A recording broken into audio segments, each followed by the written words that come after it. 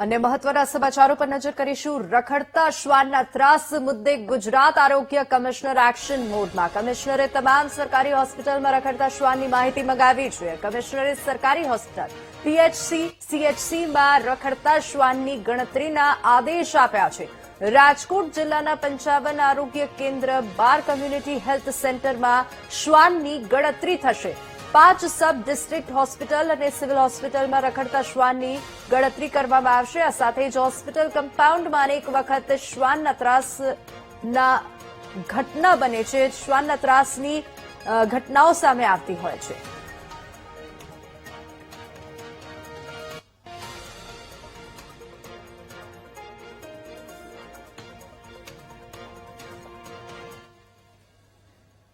આરોગ્ય કમિશનરના આદેશને લઈને વીટીવી ન્યૂઝનું રિયાલિટી ચેક। રાજકોટ સિવિલ હોસ્પિટલના કમ્પાઉન્ડમાં રખડતા જોવા મળ્યા હતા શ્વાન અને હોસ્પિટલની અંદર શ્વાનની અવરજવર છતાં તંત્ર બેફિકર। હોસ્પિટલમાં રખડતા શ્વાન મુદ્દે કોઈ કાર્યવાહી નથી કરવામાં આવી। સિવિલ હોસ્પિટલમાં દર્દીઓના સંબંધીઓ પણ રખડતા શ્વાનથી કંટાળી ગયા છે। રાતના સમયે દર્દીઓના સંબંધી સૂતા હોય ત્યારે શ્વાન પરેશાન કરતા હોય છે। આવતા જતા લોકો પર શ્વાન ભસતા હોવાથી ડરનો માહોલ ફેલાયો છે। સારવાર માટે આવેલા લોકોને શ્વાન કરડતા હાલાકી થાય છે। કૂતરાનો પૂરેપૂરો ત્રાસ છે। ખહુરિયા કૂતરા અહીંયા રખડે છે।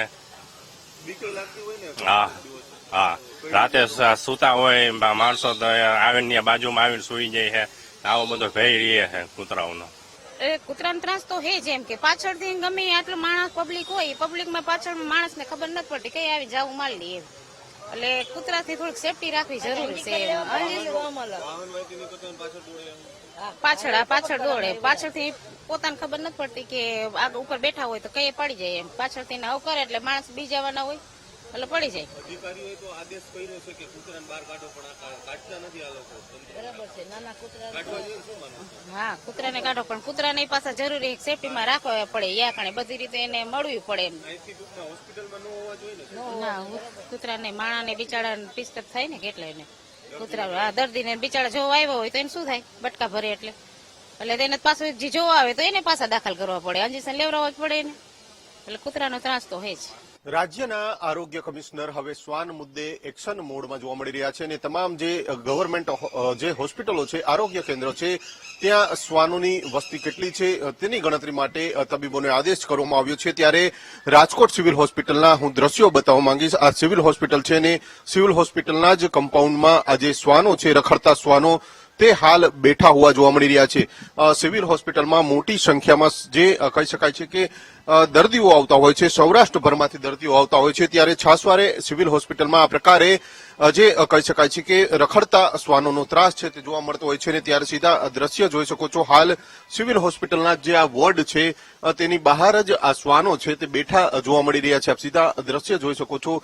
જે આરોગ્ય કમિશનર દ્વારા પત્ર લખવામાં આવ્યો છે, લેટર લખવામાં આવ્યો છે અને તમામ હોસ્પિટલો છે, સરકારી હોસ્પિટલો જે અલગ અલગ આરોગ્ય કેન્દ્ર છે, ત્યાં આ પ્રકારના રખડતા શ્વાનો મુદ્દે ગણતરી કરવાની ક્યાંક આદેશ છે તે કરવામાં આવ્યો છે। 1 અઠવાડિયામાં આ આદેશ કરવામાં આવ્યો છે, પરંતુ આરોગ્ય કમિશનરના જે આદેશ છે તેને ક્યાંક ને ક્યાંક હોસ્પિટલના કર્મચારીઓ ઘોડીને પી ગયા હોય તે પ્રકારના દ્રશ્યો છે તે રાજકોટ સિવિલ હોસ્પિટલમાં જોવા મળી રહ્યા છે। આપ સીધા દ્રશ્યો જોઈ શકો છો। જે આ તરફ આખી સિવિલ હોસ્પિટલનો આ વોર્ડ છે, વોર્ડ તરફ જવાય છે અને આ રખડતા શ્વાનો છે તે સિવિલ હોસ્પિટલની અંદરની તરફ જોવા મળી રહ્યા છે। એટલે કે અનેક સવાલો છે તે હાલ તો ઉભા થઈ રહ્યા છે।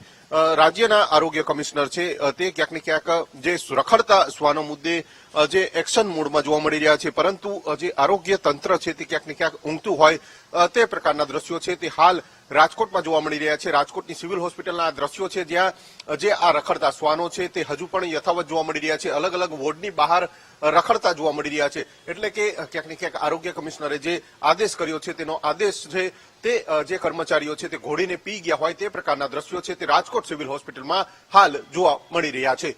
કેમેરામેન જોડે જપાઈ સાથે ભાવેશ દરવા, વીટીવી ન્યૂઝ, રાજકોટ।